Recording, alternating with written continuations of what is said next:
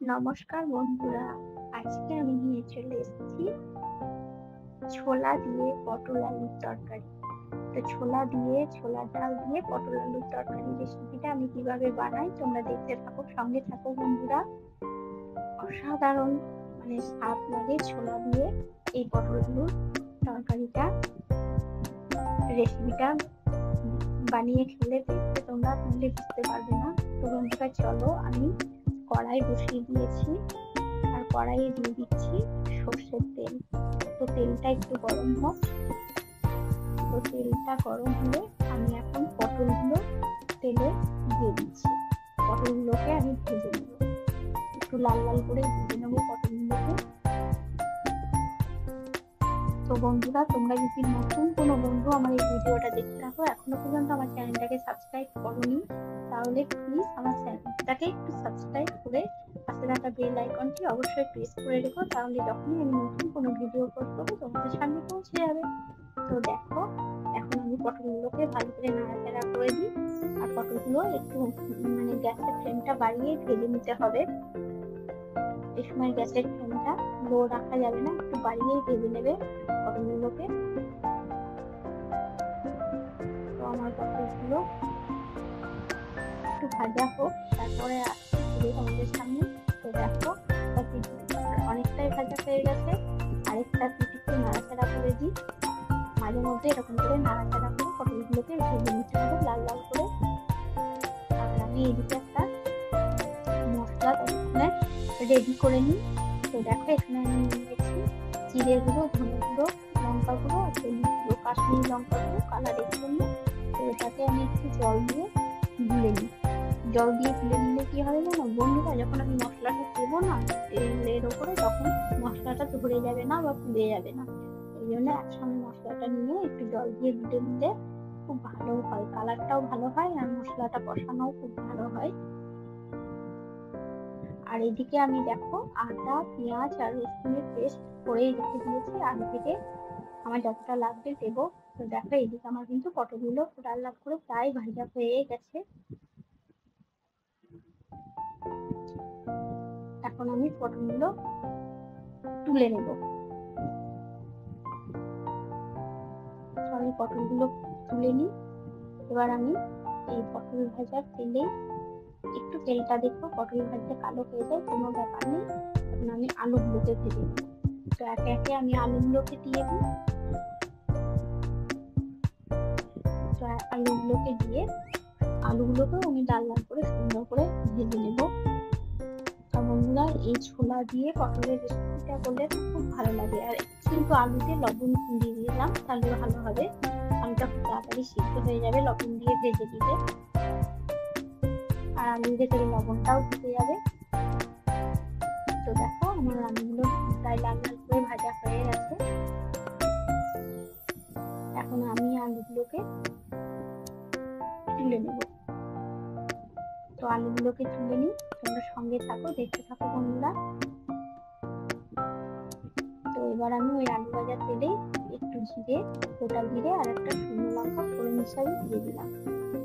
তো তোমরা এখানে চাইলে একটু হিংও দিতে পারো। তো আমি হিংটা দিতে ভুলে গেছি বন্ধুরা। তো আমি ফোড়নটাকে সুন্দর করে ভেজে নিই। এবার আমি আদা, পেঁয়াজ, রসুনের পেস্ট দিয়ে দিলাম 2 চামচ।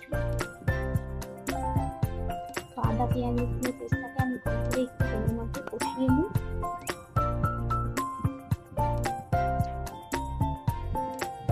একটু কষিয়ে নিই, তারপর আমি বাকি উপকরণগুলো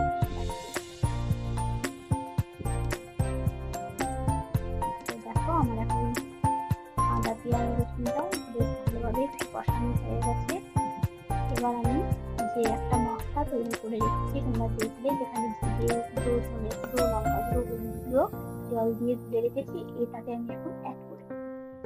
তো এখন আমি এটাকে অ্যাড করে দিলাম। আর এদিকে তো আমার পটল আলু ভাজা হয়ে গেছে, রেডি। তো এখন মশলাটাকে ভালো করে কষিয়ে নিই। মশলা যত ভালো করে কষা হবে, রান্নার টেস্ট তত সুন্দর হবে। তো ভালো করে সুন্দর করে এখন আমি মশলাটাকে কষিয়ে নিই। তোমরা সঙ্গে থাকো, দেখতে থাকো বন্ধুরা। দেখো মশলা আমার কষানো হয়ে গেছে। এখন আমি যে ভিজিয়ে রেখেছিলাম ছোলাটা, ওই ছোলাটাকে এখন আমি দিয়ে দেবো। তোমরা একটু অনেকক্ষণ ভিজিয়ে রাখবে রান্না করার অনেক 4-5 ঘন্টা আগে, তাহলে ভালোভাবে খুব তাড়াতাড়ি সিদ্ধ হয়ে যাবে ছোলাটা। তোমরা যদি সকালে রান্না করো রাত্রে ভিজিয়ে রাখতে পারো ছোলাটা। তো এখন আমি ছোলাটাকে দিয়ে দিলাম মশলার মধ্যে, দিয়ে মশলার সঙ্গে ছোলাটাকে আমি ভালো করে কষিয়ে নিই। তাহলে আমার ছোলাটাও অনেকটা সিদ্ধ হয়ে যাবে, আবার ছোলার মধ্যে মশলাগুলোও ঢুকে যাবে। এবার আমি আলুটাও দিয়ে দিলাম। আলুটা আর ছোলাটা মশলার মধ্যে ভালো করে কষিয়ে নিই। তোমরা সঙ্গে থাকো, দেখতে থাকো। তো আলুগুলোকে আর মশলার সঙ্গে ছোলার সঙ্গে ভালো করে কষিয়ে নেব। এবার আমি দিয়ে দেবো একটু পরিমাণ মতো লবণ।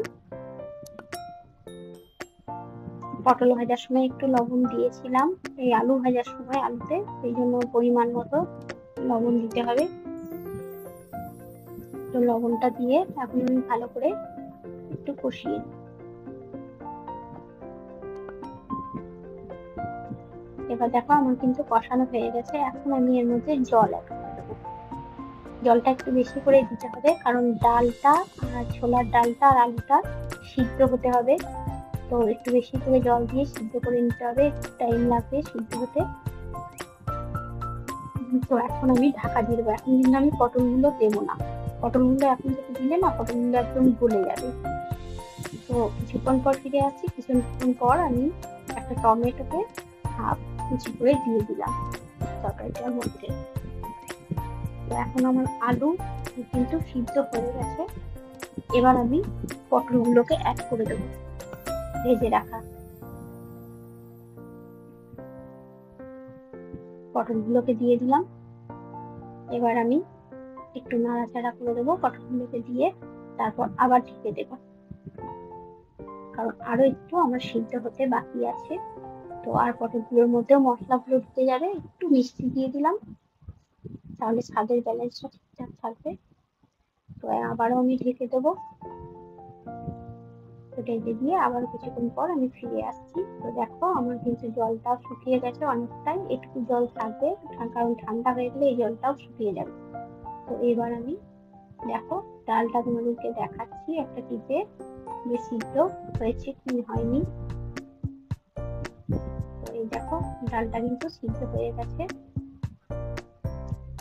এবার আমি তরকারিটা নামিয়ে নেব।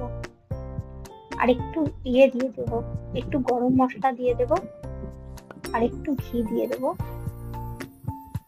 তাহলে আরো ভালো লাগবে, তরকারি টেস্টটা আরো সুন্দর হয়ে যাবে বন্ধুরা। গরম মশলাটা দেওয়ার পরে একটু নাড়াচাড়া করে নিলাম। তো এবার একটুখানি ঘি দিয়ে দিই,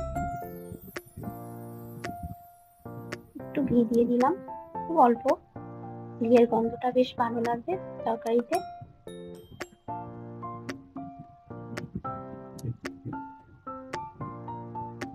তো এবার আমি একটা বাটিতে নামিয়ে নিই তরকারিটা।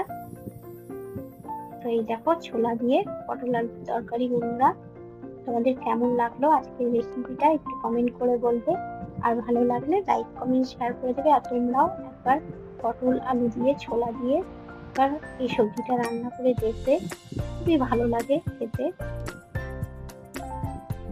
তো দেখো আমি বাটিতে এখন তুলে নিলাম সবজিটা, কালারটাও কত সুন্দর এসছে।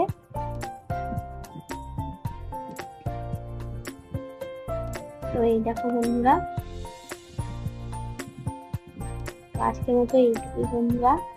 সবাই ভালো থাকবে, সুস্থ থাকবে, আর ছোলা দিয়ে পটল আলুর সবজিটা রান্না করে খাবে।